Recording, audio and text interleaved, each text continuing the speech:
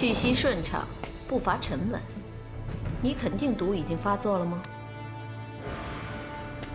属下已经感到口干舌燥，浑身发烫，还望圣母看在多年主仆的份上，给属下解药吧。救命神水现在不在我身上，如果你需要解药的话，等我办完正事儿，再回白水宫为你解毒。圣母是要去救呼延大藏吧？倘若这样，倒不如把奔月交给咱们，带回白水宫加以看管，这样圣母就可以专心地照顾大藏，也没有后顾之忧了。你骨子里想什么？难道我会不知道吗？你想带走奔月去做人质，然后要挟我，这还算忠心吗？属下不敢。火魔神，不要在我面前演戏了。我告诉你，解药我不可能给你，奔月你也休想带走。如果你真想要解药的话，你最好回白水宫，给我乖乖的等着。圣母现在有伤在身，属下只不过是好言相劝。如果圣母只是一意孤行，属下不得已，也就只好自己动手拿解药了。怎么？你敢和我动手？原本不敢，不过为了活命，只好斗胆一试。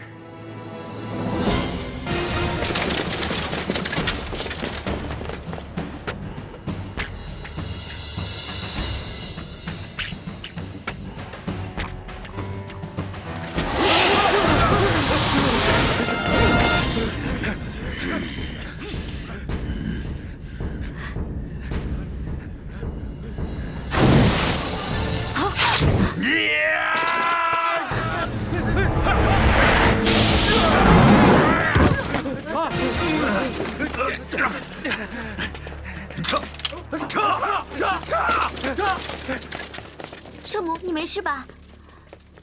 我绝不会放过这些叛徒。火魔神反了，我担心我们的实力会更弱了。还好圣母已经给他们服了神水，他们活不了多久了。我没有给他下毒。紫衣神水怎么可能随便给人呢？哼，木狼神君果然是聪明过人啊。我担心后面的事情会更加棘手。圣母，我们还是快离开这儿吧。要是他们卷土重来，那可就麻烦了。我倒真没有想到木狼神君会出手相救。就当我帮大藏还个人情吧。对了，圣母，紫衣侯已经到了客栈，他知道怎么帮大藏解毒。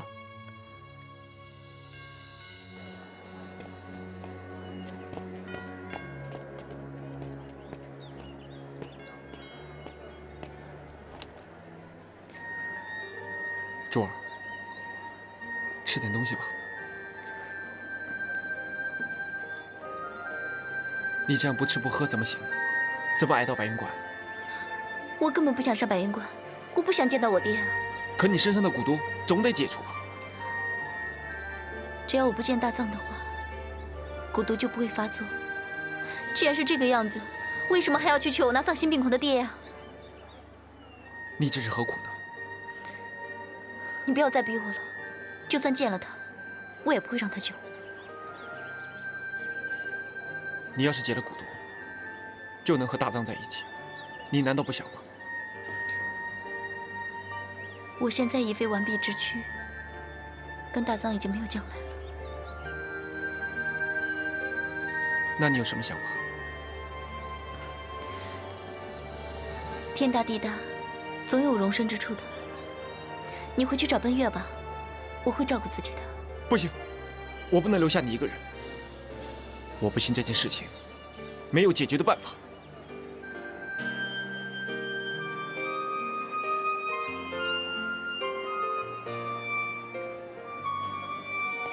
上酒。金大侠，金大侠，谁呀？杀老子睡觉！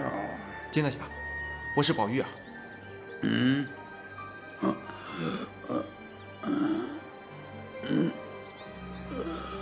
宝玉，你救了珠儿了？我正要带珠儿上白云观找他爹解除蛊毒，可是他说什么都不愿意去，我都不知道该怎么办了。哼，要说解除蛊毒嘛，这江湖上除了王颠，会下毒施蛊的人还有很多。可是你怎么知道王颠他就会帮助珠儿解毒呢？听金大侠的意思，你有办法？在白云观上，我对珠儿中毒的来龙去脉讲得清清楚楚。我既然知道它是什么东西，哼，就有办法对付它。那还请金大侠出手相救。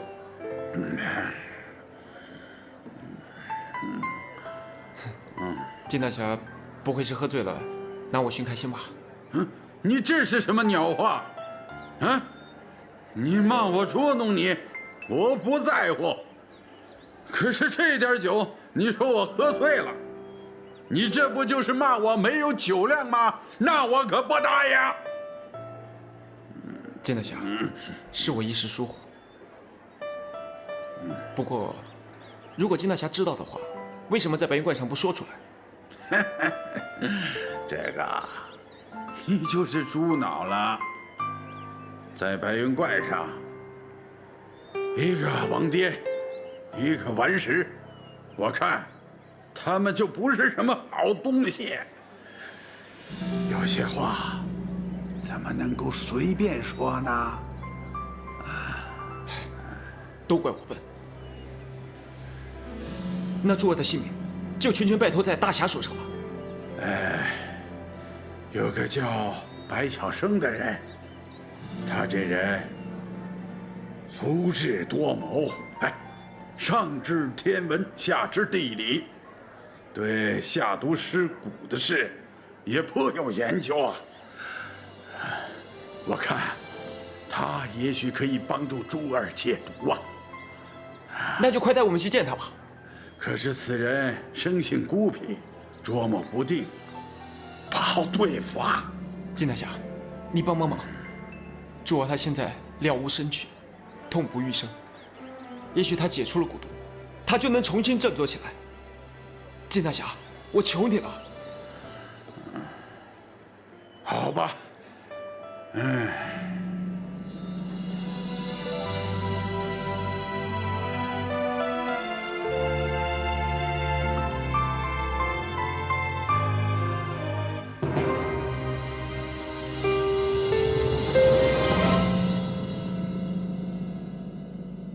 侯爷，大藏还有救吗？不好说。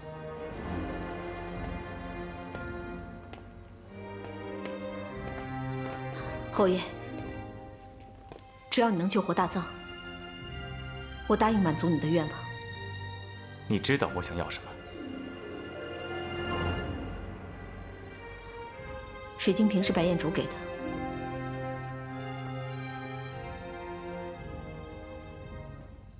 我答应你，等时机一到，我就告诉你他的下落。我向你保证，我真的不会骗你。我相信你。不过，请你救救大藏。当日在白云观的时候，珠儿刺伤大藏所用的匕首，是来自于吐蕃的。吐蕃？你怎么知道？因为每年7月初7，天下有麻烦事的江湖中人都会背上厚礼来我的五色帆船见我。所以你见过这把匕首？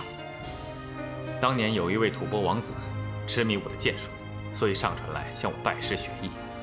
在这半年里，他曾经跟我提起过不少吐蕃的武功和门派事情。这把匕首，据我所知，是一位叫丹桑格布传给他弟子的。丹桑格布？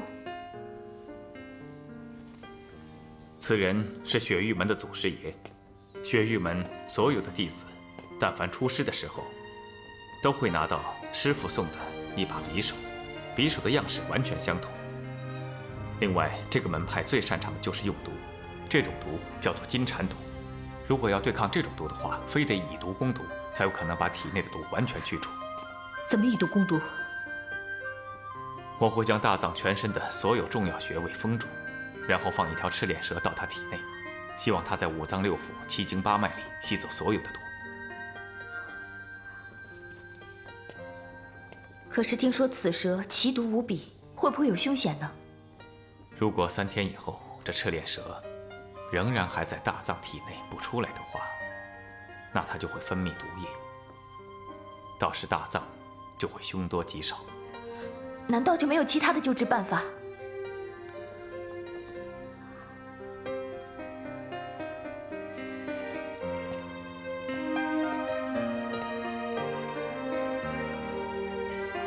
这么说，大藏能不能解毒，就只能看他自己的造化了。我相信他可以的。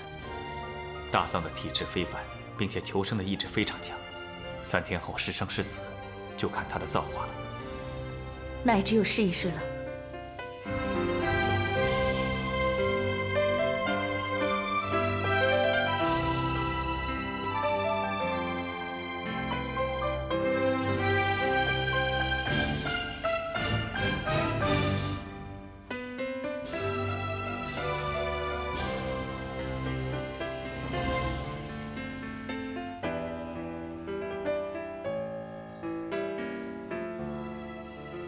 你会没事的，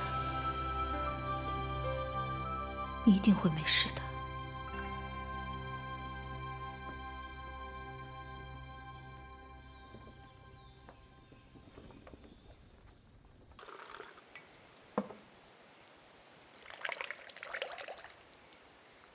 看到这几天所发生的事情，只能感叹世态炎凉，人心难测。我虽然身为外族，但是这段日子的确见识到中原武林正邪对立的可怕。你是不是又想回大宛国去了？大宛国是比中原安稳多了，不过我现在心里只担心珠儿跟大藏，其他事情倒是还没有心思去想呢。我很担心奔月和宝玉，我怕他们的误会越来越深，到了无法挽回的地步。说起来，我们大家还真有缘分。之前我们是敌人，今天我们却在这里喝酒。侯爷错了，即便是在白云观上，我们也不是敌人。侯爷真正的敌人应该是王颠、顽石那些所谓的武林正派。侯爷不偏不倚，既不帮少林武当，也不帮我们五行教。我想侯爷应该是第三方势力。木狼，你可真会说话。不是我会说话，事情本来就是这样，不然圣母也不会让托尘郡主去找侯爷。现在武林的风气真的是太差了。没错，归根结底，都是王颠那个卑鄙小人。没有错，都是这个恶人在兴风作浪。侯爷，有一句话不吐不快。请讲。侯爷武功高超，宅心仁厚，为什么不出来角逐武林盟主的位子呢？因为我过惯了自由自在的生活，我并不喜欢你争我夺。武林中的事我已经看透了，所以多年前我就放弃了在中原居住，一直游居海上。可是侯爷，你想过没有？你这样反而给了王颠一个机会，让他胡作非为。凭我一个人的力量，并不能改变整个中原。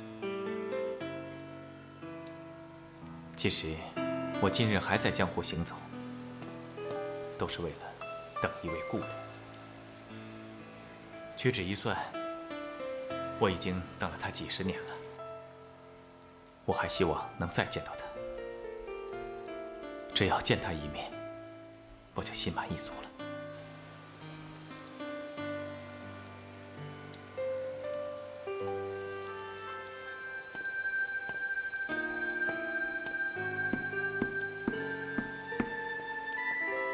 圣母，请留步。圣母，你真的还在惦记他？是，之前你答应过我，要把燕竹的事情都告诉我。请问现在可以了吗？你不相信我？不，我绝对没有这个意思。你所做的一切，燕竹都知道了。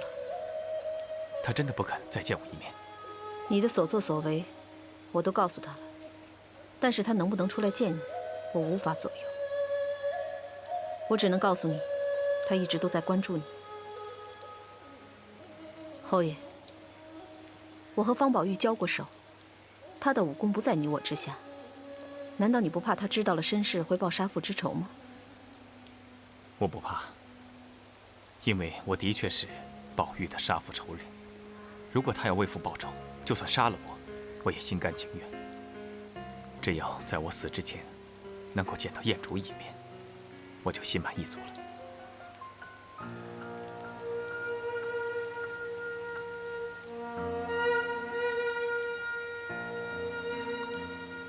看来侯爷对白燕竹可谓用情至深呢。我答应你，帮你劝劝白燕竹，希望她能够见你。奔月还好吗？侯爷请放心，我已经收她做义女了。我都想不到，圣母和奔月这么有缘分。自从白云观之后，她再也没有跟我见过面。希望你以后见到她的时候，多帮我开导开导她。侯爷请放心，我还有事要办。大藏的伤，还请你多费心。我还有一事相告。什么事？白三空，也就是那个清平剑客，他根本就没有死，因为大藏没能杀了他。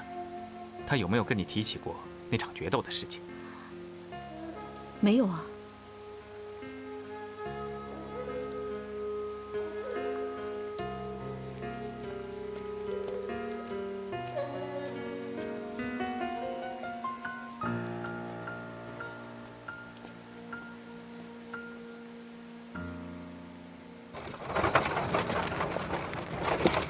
到了，下车吧。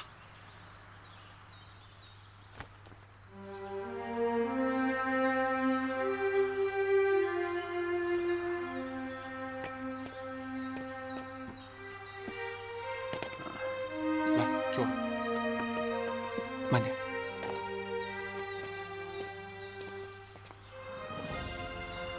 这是什么地方？啊，这就是白晓生居住的地方。那寻常人呐，根本就进不来的。若不是亲眼所见，还真难相信密林中有这么一个地方。嘿嘿，说得不错。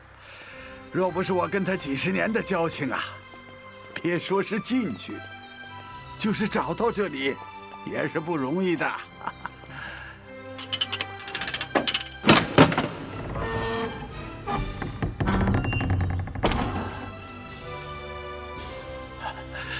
来，我们进去吧。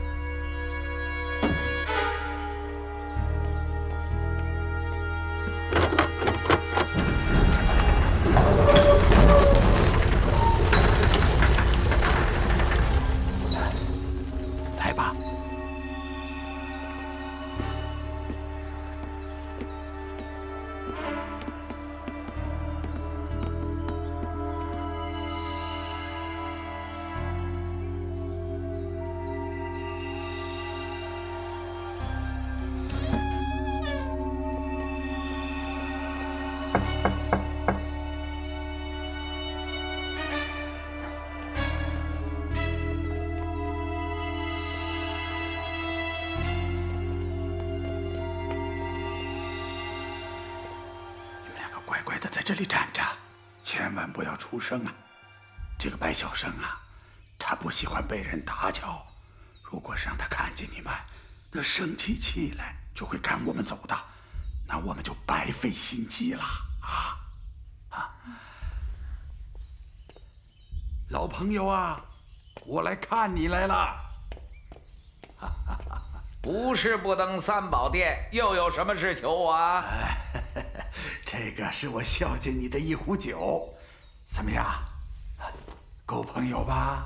无事献殷勤，非奸即盗。我最近是认钱不认酒，一句话问一个问题，100两。好，好，好，咱们闲话少说，救人要紧。我有个朋友中了蛊毒，这毒发的时候啊，会不知不觉地残害挚爱的人，事后呢才会想起自己的所作所为。哎呀，怎么样？还有的救吗？不就是中了情蛊吗？和心爱的人有碰触，蛊毒就会发作，然后毒性大发，凶残无比，不是吗？对呀。这可是一种很卑劣的行为。这是一个什么样的人呢？此事容后再说，你先告诉我还有没有得救啊？这还不容易吗？你去采集断情花和忘忧草，然后熬煮在一块儿，连续喝上半个月就没事了。就这么简单？简单是简单，但喝的时候会肝肠寸断，之后会忘情忘爱，把感情忘得一干二净。我不要忘情忘爱，我不要忘了大藏。珠儿，不要。哎，你还带了什么人来？你不知道我的规矩吗？哎呀，你不要生气，他们2个只是我的2个小朋友，不会乱说的，更不会把这里的事情透露出去。我不能忘了大藏，我做不到，我宁愿不解毒，不要。前辈，我有一事相询。喂，我念在我们的交情上才答应收你100两，但是陌生人的问题，我可要收500两的。哎，500两就500两。宝玉啊，你就快问吧。前辈，我想请教一下，有没有什么可以不让人忘情忘爱的解毒方法？如果不解毒的话，会不会有性命危险？哎，这可是2个问题，1000两。1000两就1000两，你就快告诉他们吧。天底下就只有这个方法能够解除情蛊。如若在7期49天之内不驱除体内的毒素的话，就会肠穿肚烂而死。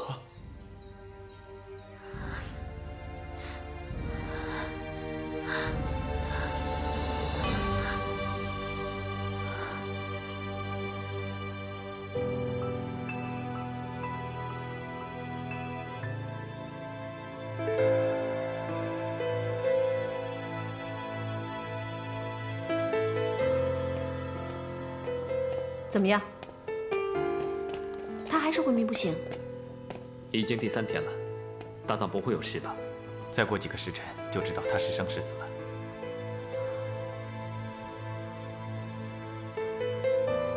侯爷，收到白云观上胡不愁的飞鸽传书，询问是否已经救出了珠儿。这是怎么回事啊？这封飞鸽书信应该是给宝玉的，但他并没有带珠儿回白云观，那他又会去哪里？会不会又是王颠搞的鬼？我现在真的不知道，我得赶快和金祖阳见一面，一起商量一下。那你快去吧。侯爷，如果不介意的话，我让木狼和托尘陪着你，这样路上也好有个照应。但是大藏能为他做的只有这么多了。再说，你们俩留在这儿也帮不上什么忙。那奔月呢？侯爷，如果你信得过我的话，就让奔月暂时陪着我。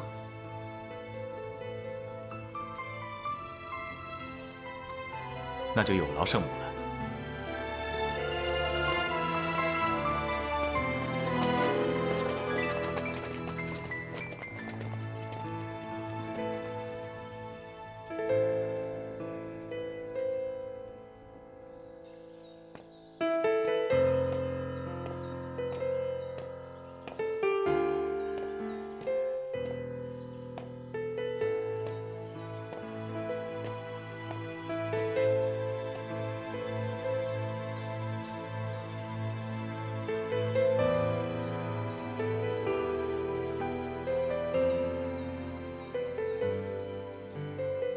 珠儿，药煎好了，快起来喝吧。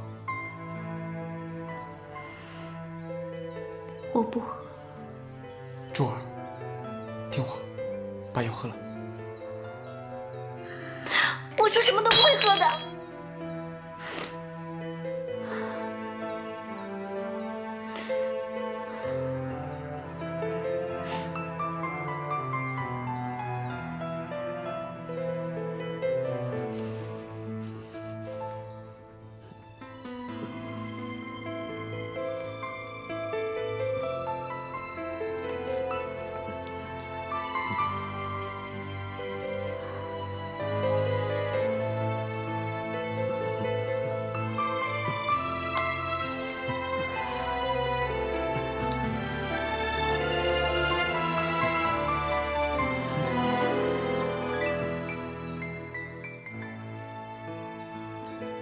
把药喝了吧，珠儿。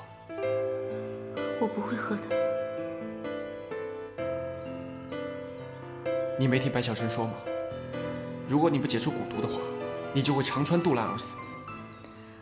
我情愿死，也不愿意忘记大藏。只要你解除了身上的蛊毒，保住了性命，我们还可以想别的办法恢复记忆。如果你死了，那记不记得起大藏还有什么意义呢？如果让大藏知道了，你是为了他而罔顾性命，他会内疚一辈子的，甚至可能会自刎殉情。这是你想要的吧？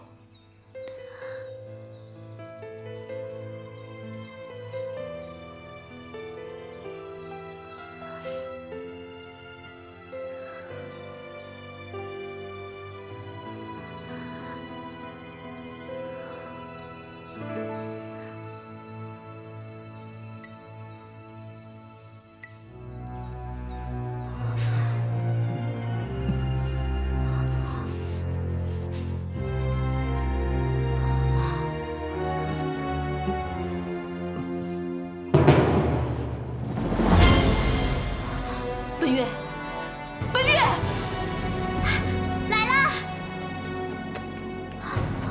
什么事啊？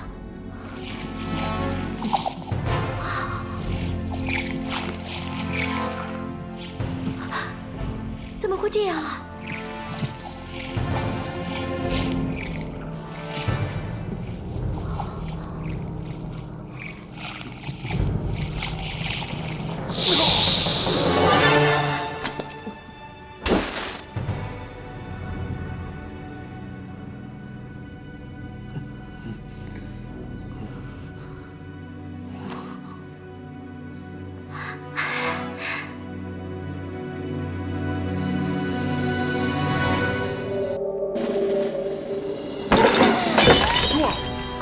珠儿，你再忍忍，很快就会没事的。珠儿，珠儿，珠儿，珠儿，你别这样。珠儿，你再忍一忍，你再忍一下。为什么非要我忘了大藏不可？珠儿，你要坚持住。为什么老天要这样捉弄我们？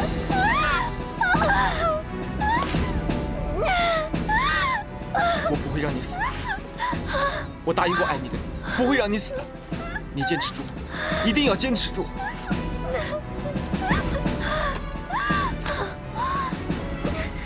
坚持住，很快就会过去的。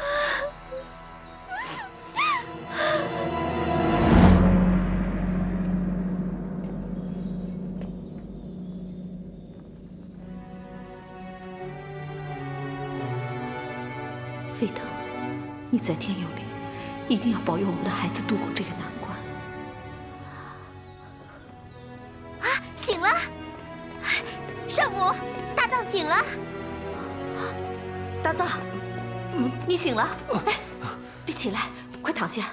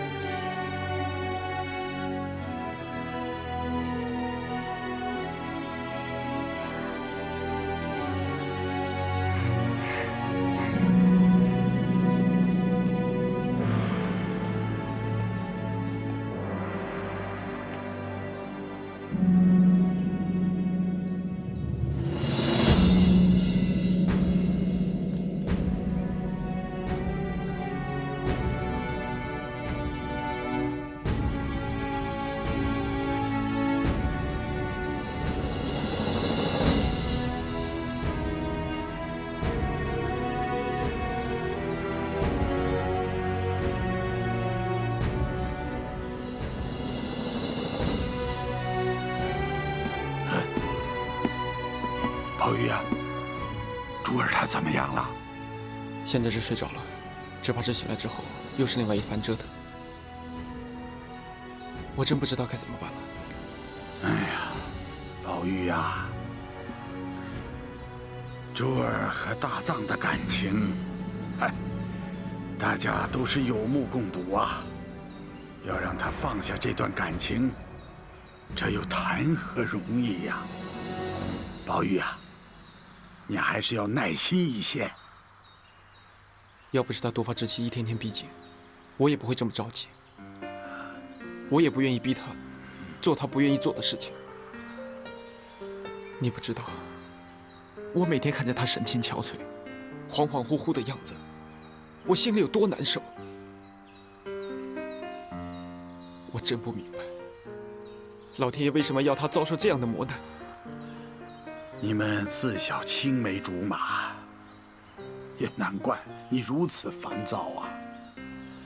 可是现在并非是感情用事的时候啊，你一定要振作一些，帮他度过这个难关呐。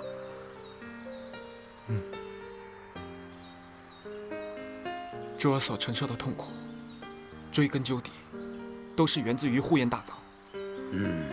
不过我知道，这一切的发生，都是不可避免的，都是源自于情。不过为了救命，我一定会让他喝下解药。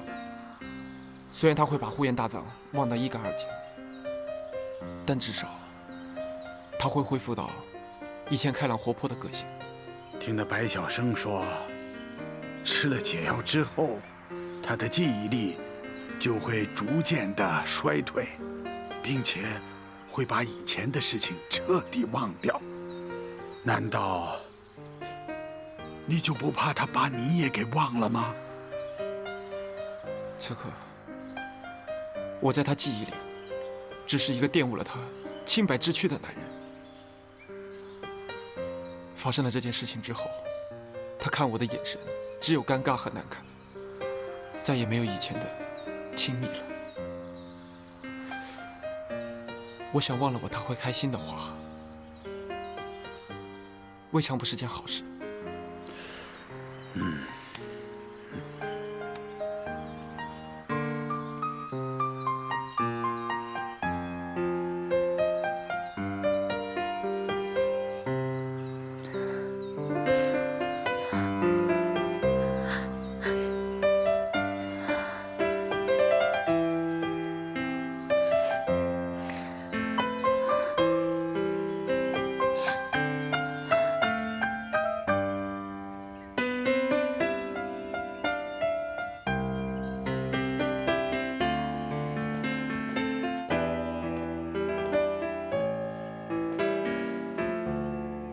珠儿，药好了，起来喝药吧。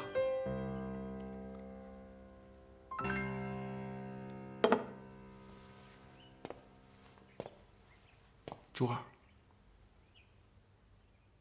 珠儿，你醒醒！啊，珠儿，珠儿，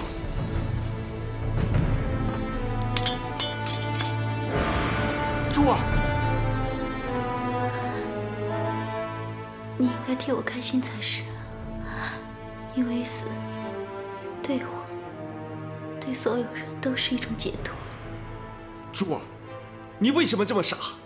一切的煎熬马上就要过去了，你的身体也能复原，不再受蛊毒的控制，你不能这个时候放弃啊！要我忘了大藏，简直是把我生存的最后一份意志也夺走了。你不如干脆让我死了。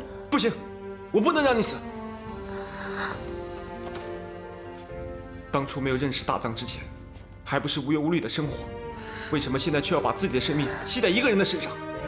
你振作起来，重新活下去。我不要你管，我就是这么执迷不悟，我就是不想再活下去。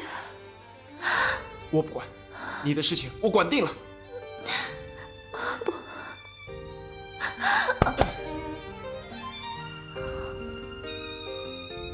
珠儿，你不要怪我，我这是被逼的。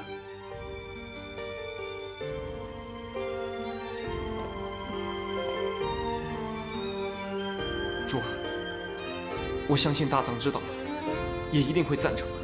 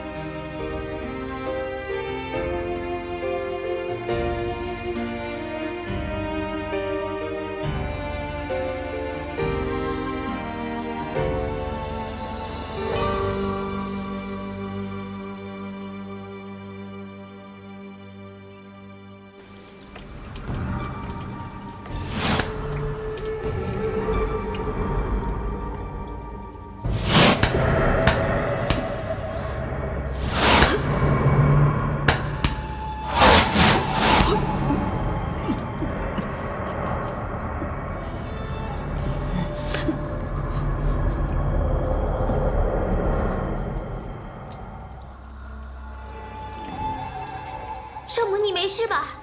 我扶你回房休息。我没事，先把大藏扶回去。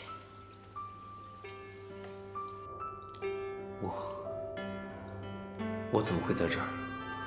圣母为你用功疗伤，想不到反而伤了自己。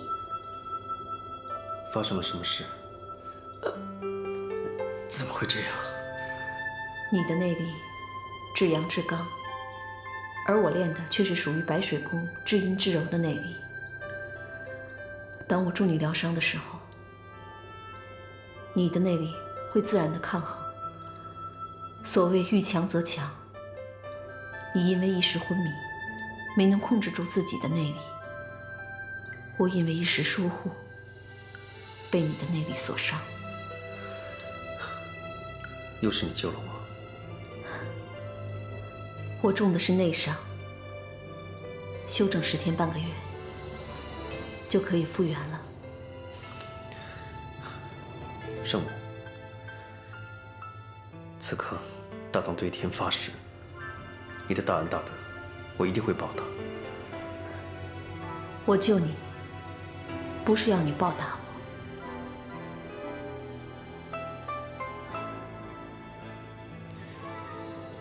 其实，我来到中原才知道，江湖并不是那么单纯，谁是敌，谁是友，我已经分辨不出了，也不想分辨。我明白你的感受，但是我现在知道，在这个世界上，除了珠儿，现在还有谁是我最亲的人？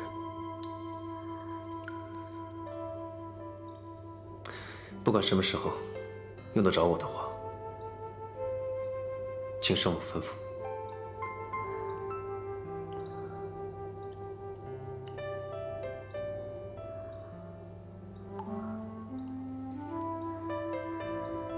你使我想起了一位故人，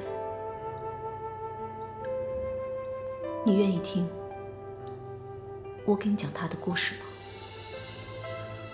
圣母，请说。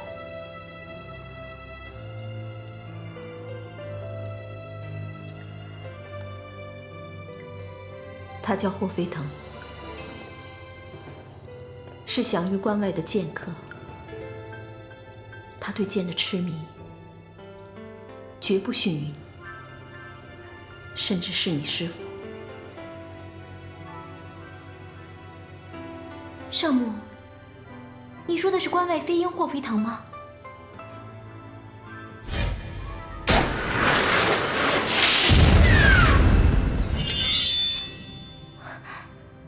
你找到神剑了？不信吗？我与飞腾情投意合，在关外度过了我毕生难忘的日子。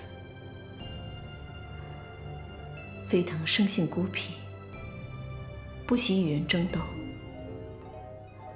所以我们常驻大漠，过着与世隔绝的日子。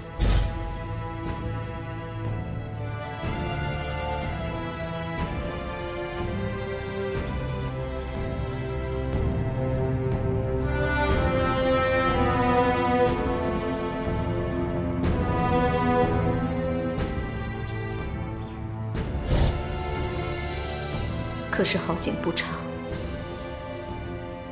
飞腾被奸人所害，在我产下一子后，被逼得家破人亡。他和你们的孩子都死了吗？飞腾英年早逝，孩子没有下落。那我又怎么会让你想起他呢？你和他一样，对武林之争厌恶之极。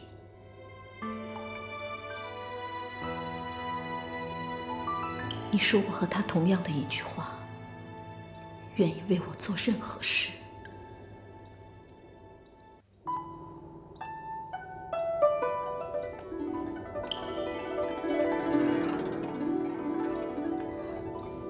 圣母，你的伤势真的无大碍吗？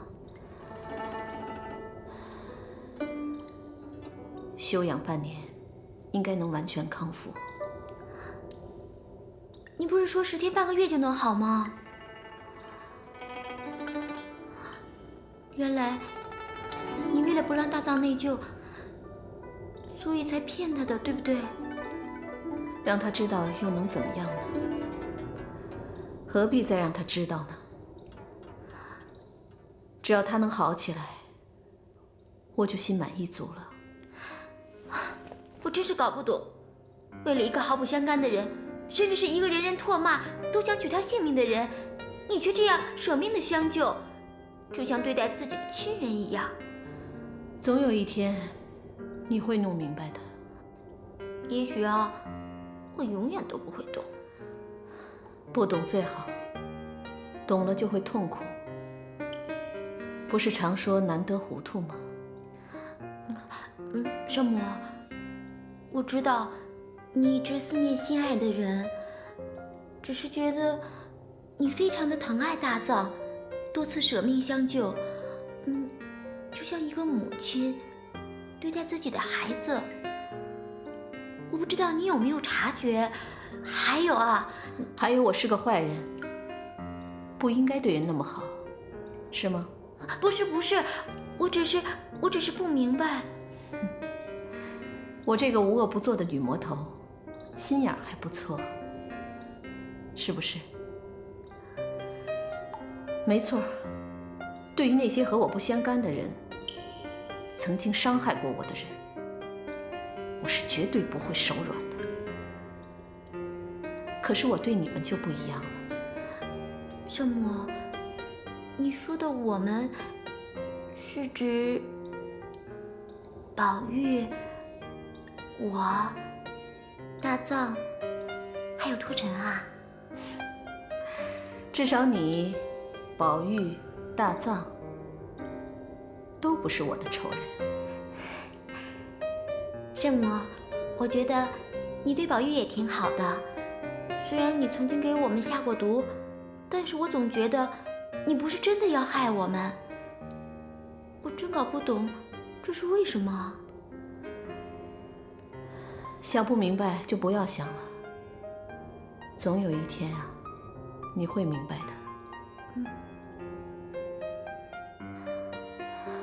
本月，你是个好女孩，我一直希望有个女儿。现在有你在我身边，我觉得很欣慰。其实我已经把你当成亲人了，所以我希望宝玉能和你在一起。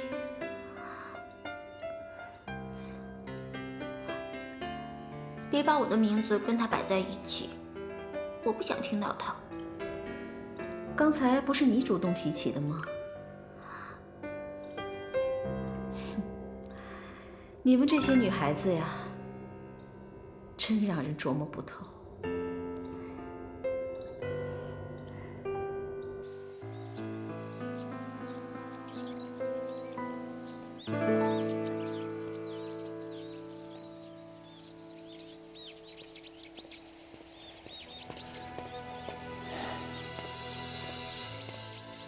宝玉呀，你现在的武功已经超出了我的想象。当今武林中，能与你匹敌的，真是少之又少啊！武功高有什么用啊？遇到这么多事情，我还是无力应付。我连自己心爱的人都保护不了。你是指珠儿和奔月的事情吧？我辜负了奔月，让他对我伤痛欲绝。现在又逼珠儿喝下解药，他一定对我恨之入骨。如果能让奔月不再误解我，让珠儿能够完全康复起来，我宁可没有这身盖世武功，我宁可废了我的武功。宝玉，你怎么可以为了儿女私情而丧失了斗志呢？你既然因为机缘巧合得到了一身武功，就应该怀着胸襟和气度，为武林造福，做一个真正的大侠呀！水能载舟，也能覆舟，这句话你听说过吧？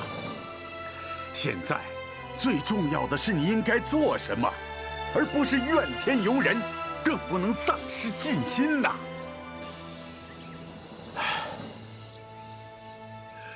有些事情你应该淡忘，可是有些事情你一辈子都要铭记在心呐！与呼延大藏的血海深仇，为中原武林匡扶正义，身为练武之人，你难道不应该为武林的正义做些事情吗？可是，现在我都不知道怎么拯救珠儿，更不知道如何面对奔月，连我自己的问题都解决不了，怎么去解决武林中的大事？英雄气短，儿女情长啊！这天地间最难解开的就是感情的羁绊。可难道说，为了这些事情，武林的正义你就不顾了吗？为了这些感情的纠葛，武林的生死存亡，关系着千万人生死的责任，你就抛诸脑后了吗？道理我懂，正义谁都会讲。您看那个王颠，他满口仁义道德，可是他呢，争权夺利，勾心斗角，一切的一切，都是为了那个武林盟主。哎，你怎么能跟王颠去比呢？可是您呢？赤松道长的决斗，您能出手不出手？白云关上发生的一切，您却像个旁观者，一声不吭。您就是为了金家的祖训而袖手旁观，为什么您的道理总是跟我说？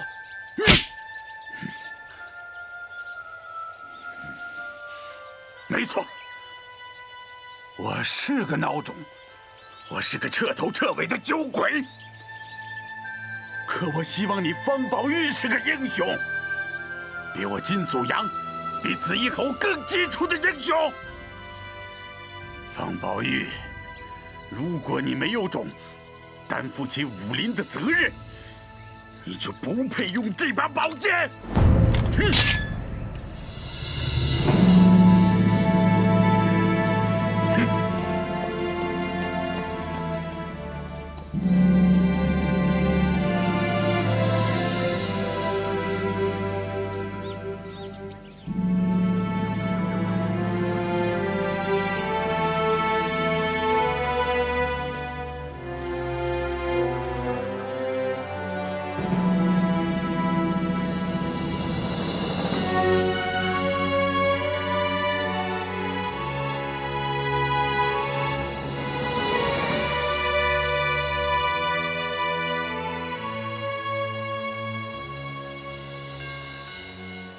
难道说，为了这些事情，武林的正义你就不顾了吗？为了这些感情的纠葛，武林的生死存亡，关系着千万人生死的责任，你就抛诸脑后了吗？如果你没有种担负起武林的责任，你就不配用这把宝剑。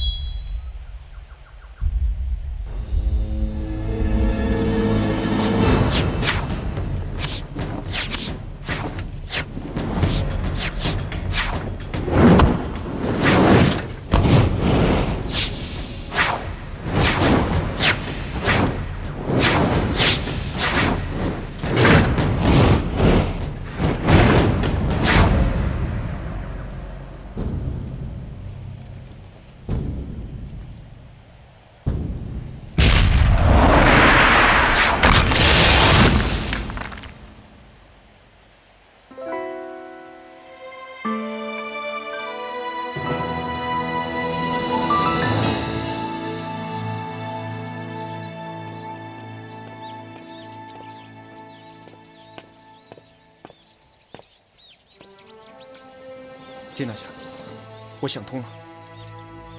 您说的对，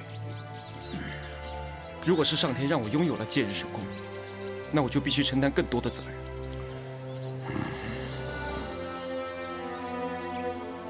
您说的对，我还要手刃呼延大藏，为我外公报仇。我还要追查赤松道长真正的死因。还有，在我最落寞的时候，是清空大师点醒了我。我不能让他死得不明不白，这样的话，我就太不争气了。宝玉呀，这样啊，才算是真正的男子汉呐！多谢金大侠的提点。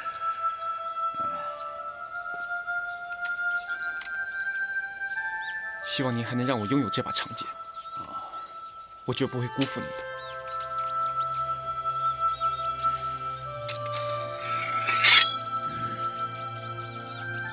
此剑乃是用玄铁铸造而成，可说是坚硬无比，削铁如泥啊！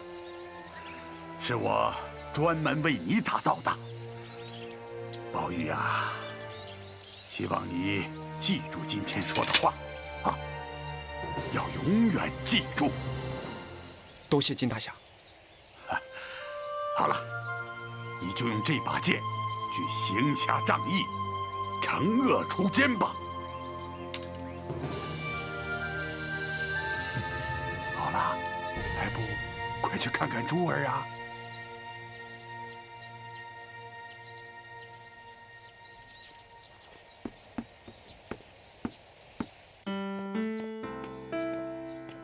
珠儿，珠儿，你怎么了？又不舒服了？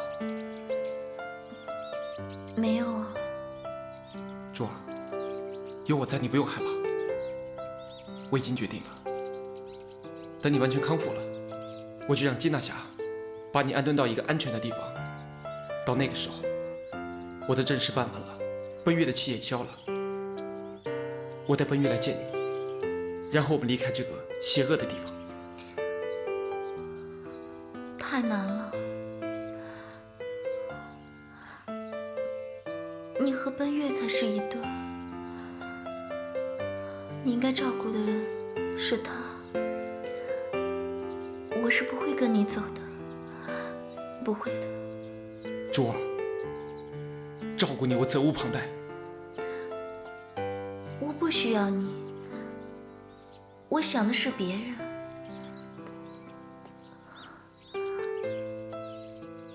我会去找他，他才是我心爱的人，他会照顾我一生一世。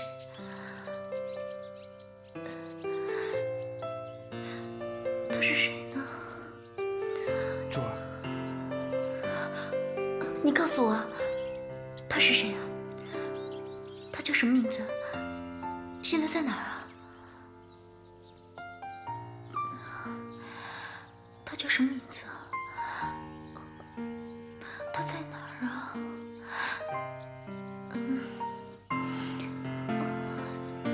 他在哪儿？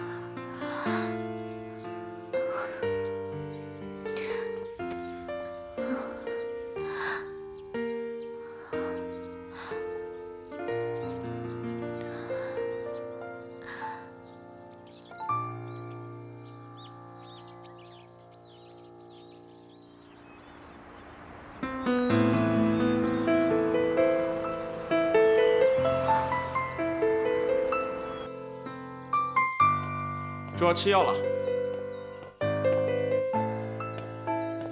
珠儿，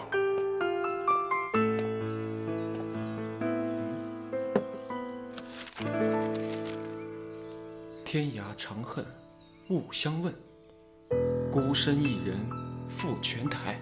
啊！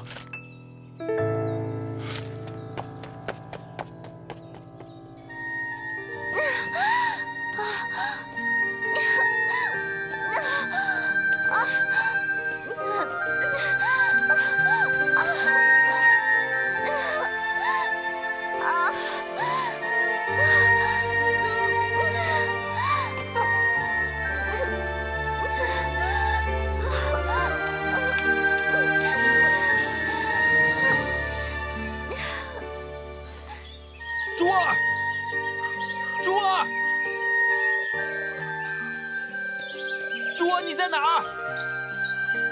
珠儿，珠儿，你到底在哪儿？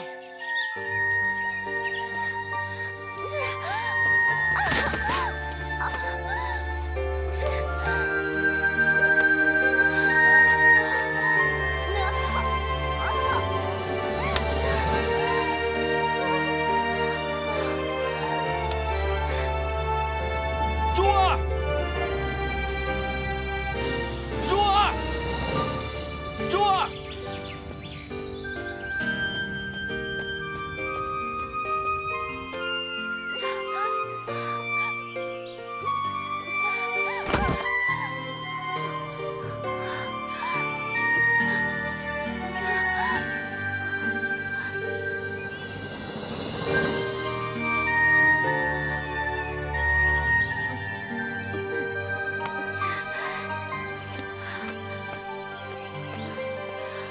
无体本无树，明镜亦非台。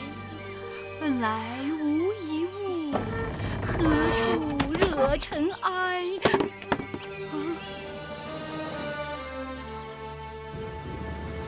珠儿，珠儿，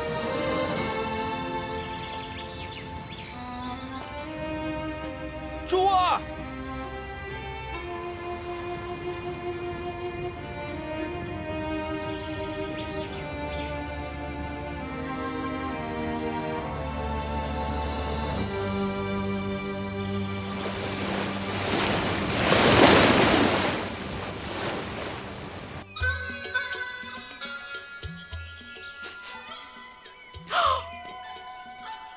人家说了，道不拾遗。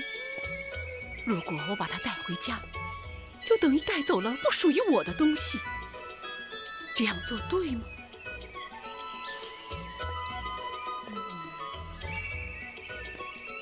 不对，不对，不对，不对。可是，如果他的亲友来了，找不到他，那该怎么办呢？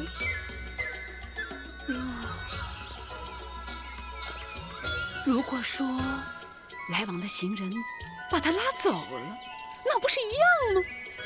哦，让我好好的看一看，好好的想一想。哦，他2/3在门外，这我就不用管了，不关我的事。对，这1/3头在里头。头很重要啊，头要吃饭，头要思想，没有头怎么行呢？我该不该救他？我该不该救他？救我？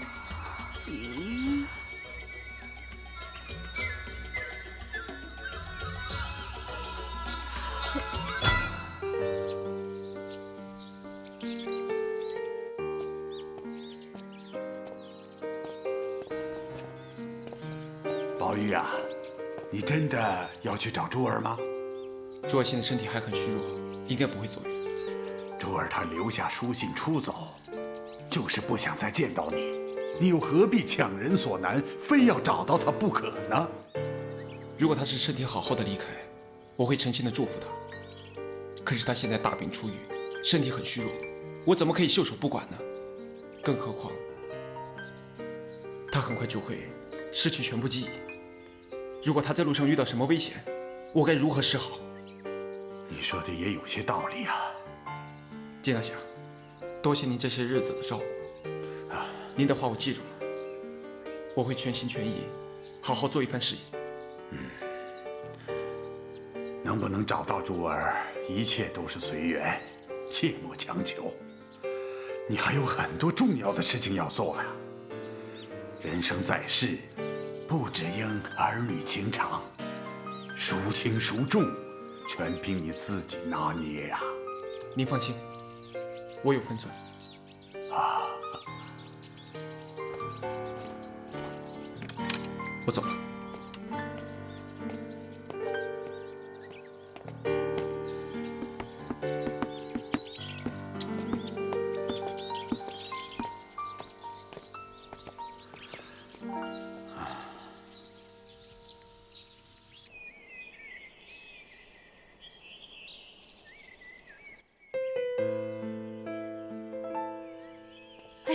怎么办？怎么办？是你开口让我救你的。哎呀，要是有人说我拐带你，你可要给我说清楚啊！哎呀，这怎么办？啊，醒了，醒了就好，太好了，太好了！来，醒了就好，醒了就好。哎呀，醒了。多谢师太相救，珠儿感激不尽。哎呀，不要，有什么好谢的，只不过是举手之劳。你现在最重要的是好好的休息。这几天呢，我会留意，有什么亲友来找你。我没有亲人。真的？白担心了一场。你说什么？没事。我是说，你为什么一个人昏倒在安堂前？我被亲生父亲陷害，中了一种罕见的情蛊。这种情蛊卑劣之极，只要我一靠近心爱的人，蛊毒就会发作，我就会像着了魔一样，对他恨之入骨，甚至不受控制地残害他。这么恐怖啊！还好，只是对心爱的人这样，对我们其他人没有什么攻击性啊。现在我喝了解药，但是这种解药会令我忘情忘爱，甚至连我自己也忘得一干二净。我说什么也不愿意。还有这样的解药，蛮有趣的嘛。师太，我不想忘了过去，我不想忘了我心爱的人。我现在已经心灰意冷，死了就能一了百了，对吗？当然不是。我记得师父曾说过，如果自取性命，就会万劫不复，永不超生。死有什么好玩的？活着多好啊！活着能吃能玩，能够出去跟人聊天，还能够诵经拜佛，这真是太好了。哎呀，活着好。师太，我想削发为尼，像师太一样放下尘缘，遁入空门，做一个尼姑。太好了，多一个人陪我，真的是太好了。哦，不行，我记得师父曾经说过，如果尘缘未尽，入了空门也是白忙一场。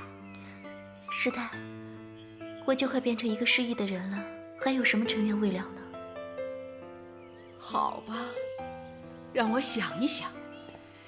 你可以给我扫扫地，挑挑水，出去师太买东西。师太，你还可以给我。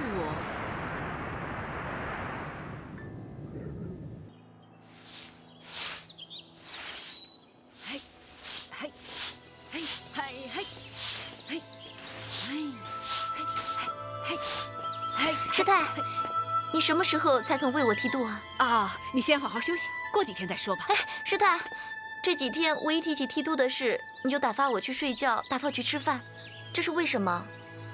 我究竟要怎么做才能证明我剃度的决心啊？啊，你不用证明自己，我只是想你这几天已经吃好了、睡好了，就会打消剃度的念头。哎，那我问你啊，你这几天睡得可安稳，吃得可好？吃饭时都没有什么胃口，睡觉也会做噩梦。哦，是这样啊。你连吃饭、睡觉这么简单的事情心都安定不下来，那你确定已经定下心来要出家吗？哎呦，好重啊！早知道出家要担这么重的担子，要承受比一般人还要难熬的艰苦，我就不会因为避世绝俗而一头栽进这里面了。仔细想想，都是自己不好，为了逃避困难，跑到这里来，根本不是为了普度众生、弘扬佛法才出家的。哎呀，不好了！哎呦，我知道你很难受，但是不用怕啊，很快就会没事了。哎呦，啊，你是一只勇敢又热爱生命的蚂蚁。只不过这次经历了一场不平凡的遭遇而已。所谓经一事长一智，以后你要珍惜生命，爱惜自己才行，知道吗？哦，小家伙，再见吧。好了，我呢去做饭，做好了饭我再叫你，好吧？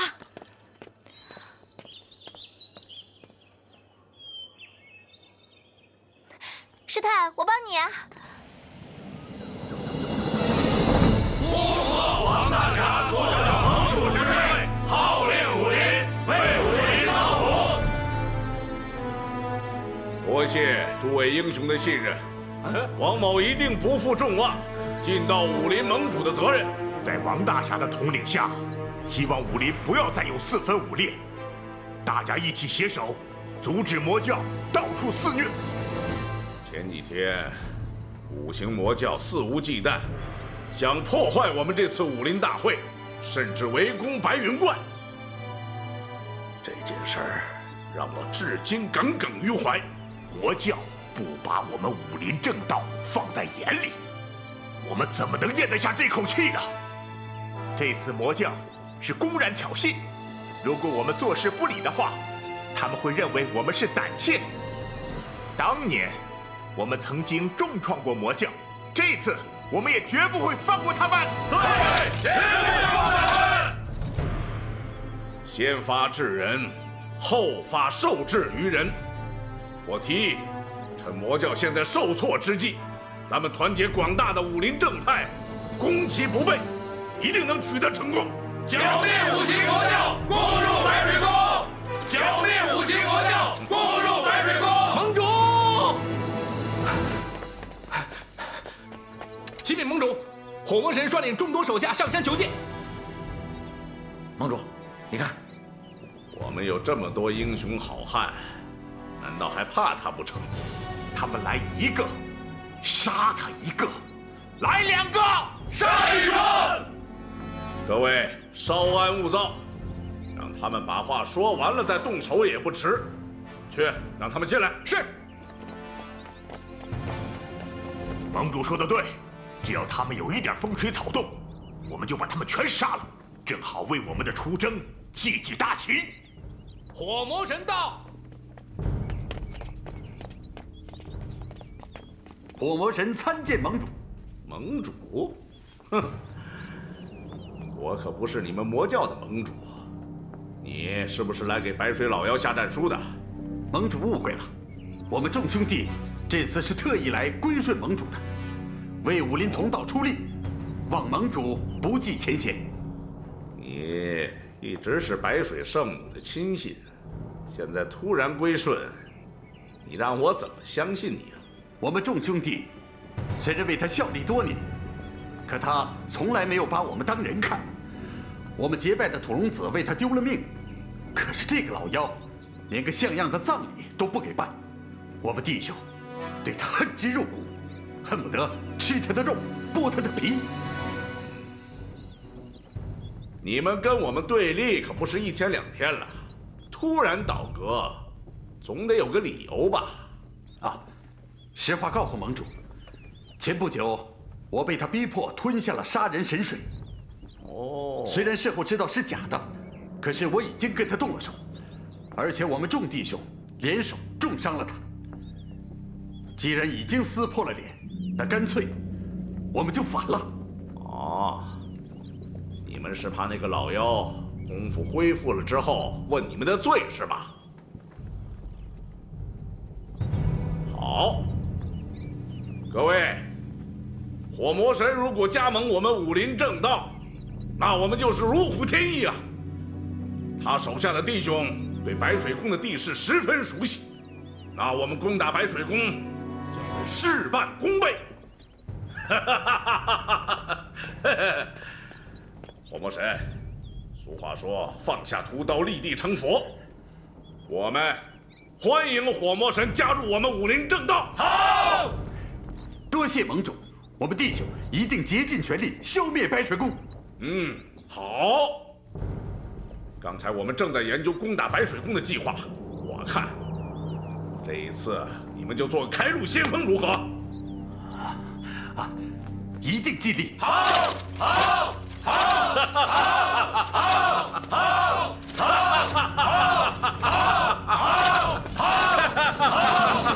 王颠盟主真是威风凛凛呐！哦，侯爷来了，你来的正好，我们正在筹划攻打白水宫。侯爷是武功盖世，如果能助我们一臂之力，定能水到渠成，将白水宫夷为平地啊！哎，我对这件事完全没有兴趣。我来的目的只是想知道您女儿和宝玉是否来到白云观上。哎，那天一别就没了消息，宝玉非要去救人，拦也拦不住。我多次派人去找，也没有消息。这一切都是你这个盟主造成的。哎，子怡侯，你什么时候说话变得这么尖酸刻薄了？我王某做事顶天立地，为了江湖上的事儿，我可以抛家弃子，在所不惜。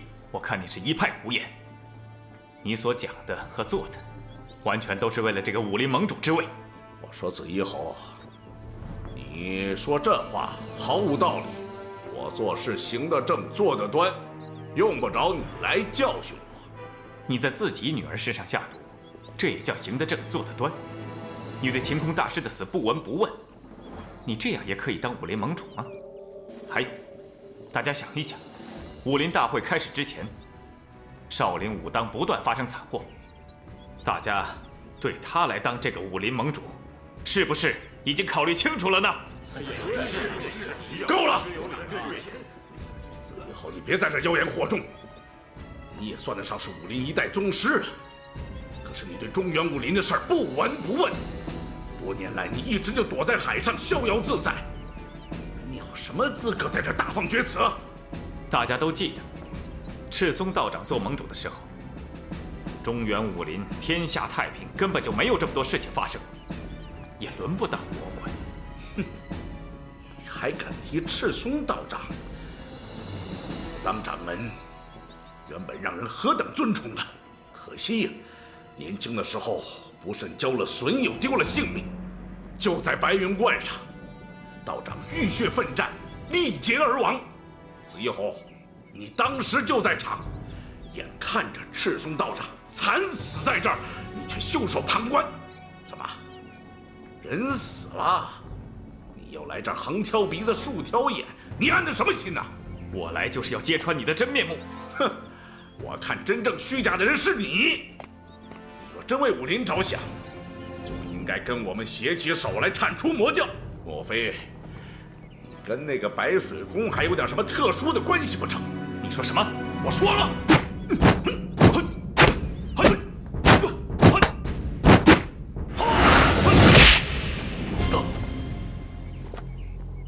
哎，两位都是武林中德高望重的大侠，何必为了这点小事伤了和气呢？啊！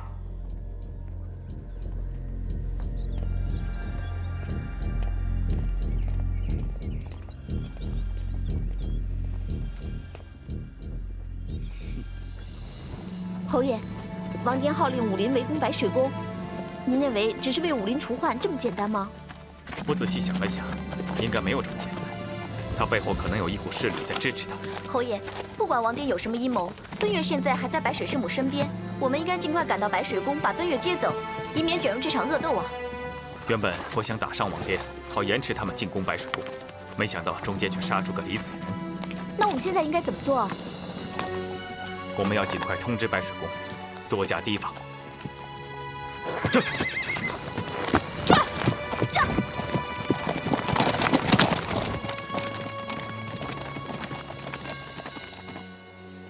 好极了，有火魔神助阵，那白水宫还不是手到擒来吗？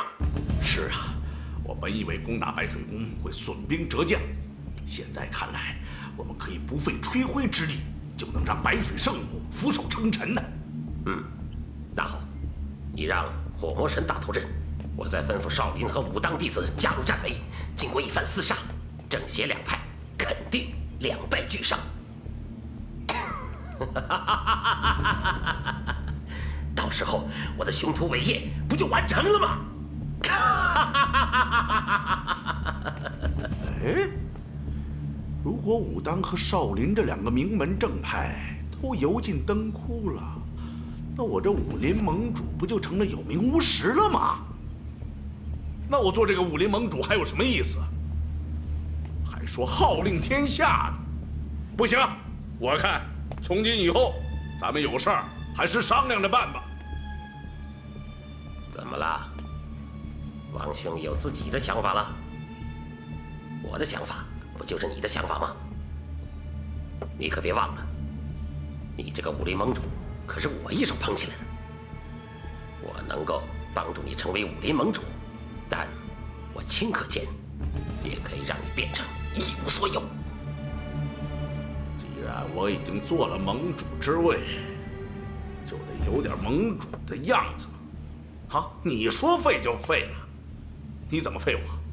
你是杀了我还是断我的经脉？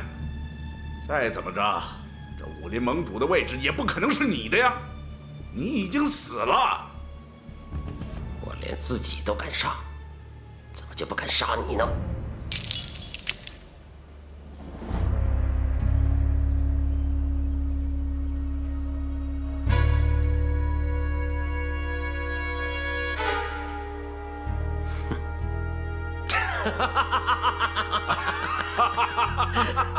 玩笑，纯粹是玩笑。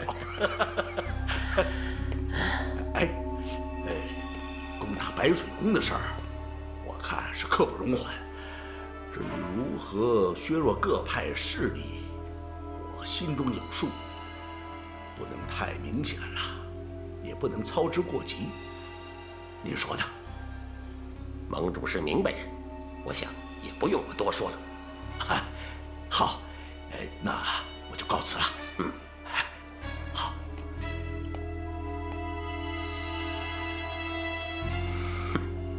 只要有我在一天，就由不得你放肆。岂有此理！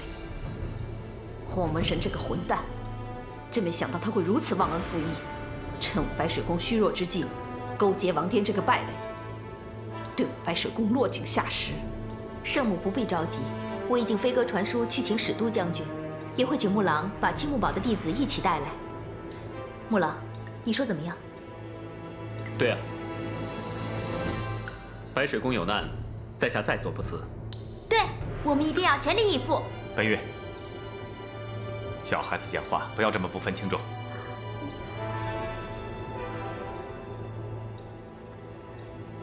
侯爷，有什么话请说，但说无妨。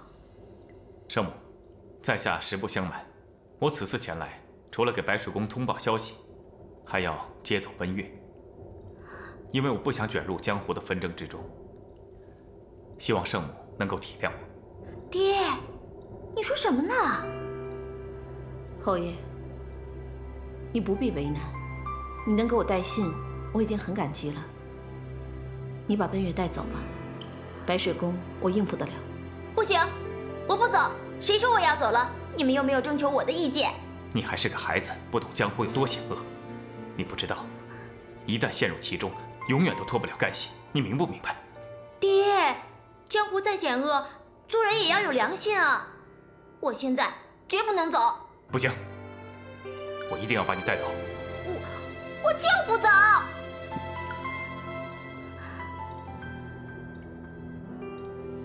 奔月，不要吵。侯爷说的有道理，你还是离开白水宫吧。我现在不能走，我不仅是爹的义女，也是圣母的义女，我要留下来陪着她。你留下来只会给大家添麻烦。爹，火魔神倒戈，白水宫腹背受敌，多一个人多一分力量啊！你整天都说你要保持中立，要有同情心，怎么这个时候一点同情心都没有了？奔月，你这么说侯爷不公平。你不要再说了，根本就没有商量的余地。马上进去，收拾东西，跟我走。我自己的事儿，我自己做主。奔月，你太过分了！我怎么过分了？你们这么没有原则，效忠我爹，他没有同情心，你们也没有吗？你还认不认我这个爹？我最后说一遍，马上进去，收拾东西，马上离开这里。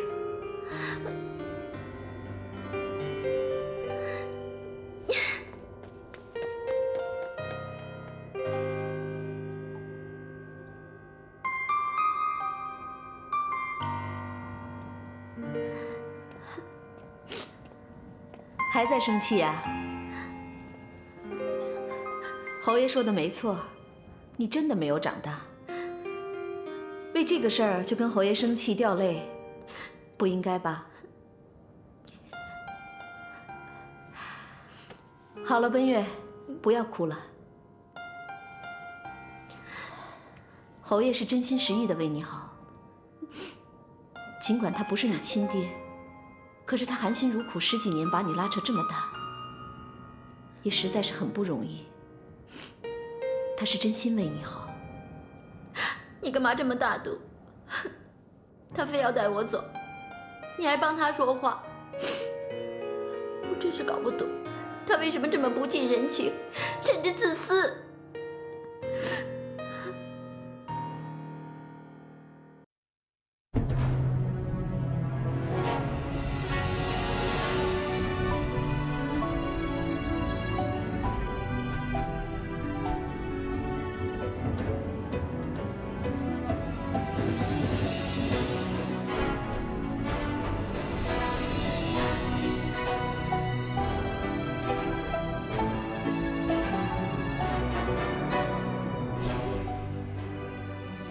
你的爱永远是心中的秘密，肯定你，我永不后悔。为了你，我忘掉所有恨与泪，哪怕有家不归。和你走再长的路也无所谓，只要让你为我把长剑收回。你的泪不为红颜又为谁？你的泪又为谁？孤独的人有我在红尘中陪你醉，不放弃，爱你到天涯都无悔。花开花落不变的事情，无怨无悔，你是我猜不出的